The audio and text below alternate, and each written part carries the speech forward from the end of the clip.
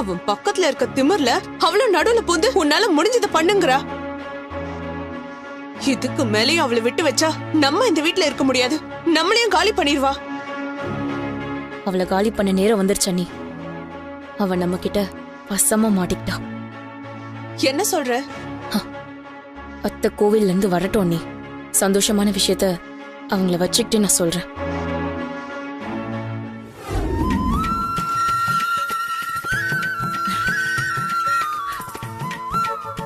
கல்பனா, வித்யா, வாங்க அத்தை. இந்தா பிரசாதம் எடுத்துக்கோங்க.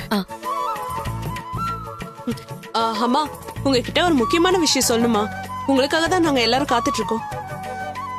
நானும் ஒரு நல்ல விஷயத்தோட தான் கோவில்ல இருந்து வந்திருக்கேன்.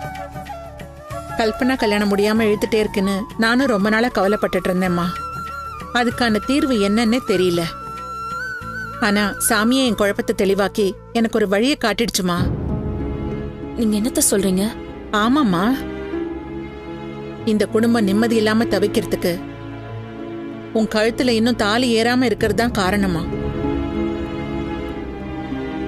உன் கல்யாணத்தை முடிச்சிட்டா எல்லா பிரச்சனையும் சரியாயிடும்னு ஒரு சாமியார் மூலமா சாமியே எனக்கு புரிய வச்சிருச்சுமா.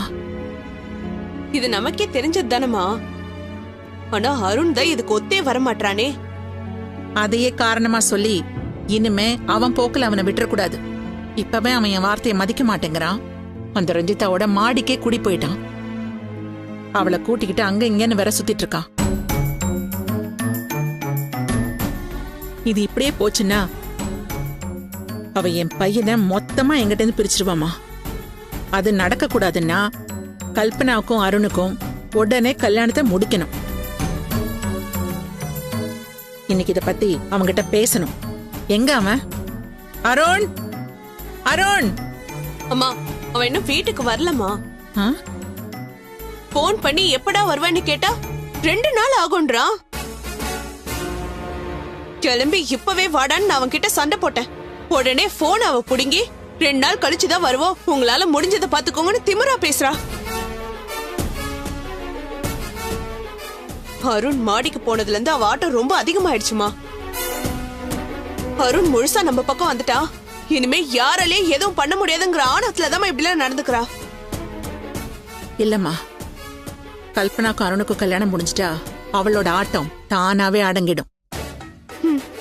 நமக்கு இருக்கிற ஒரே பிரச்சனை அவ கர்ப்பம்னு அருண் நம்புறதுதான். தாலி கட்டினதுக்கே உண்மையா இருக்கணும்னு நினைச்சவன் அவன் இப்ப குழந்தையும் பிறக்க போற நம்பிக்கையில தான் அவன் அவளை விட்டே கொடுக்க மாட்டேங்கிறான்.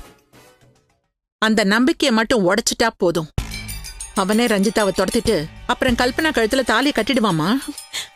அம்மா, ரஞ்சிதா மேல அருண் வச்சிருக்க நம்பிக்கை உடைக்கிறதுக்கு ஒரு நல்ல ஐடியா கிடைச்சிச்சுமா. அத சொல்லதான் நாங்க துடிச்சிட்டு இருந்தோம். என்னம்மா சொல்ற?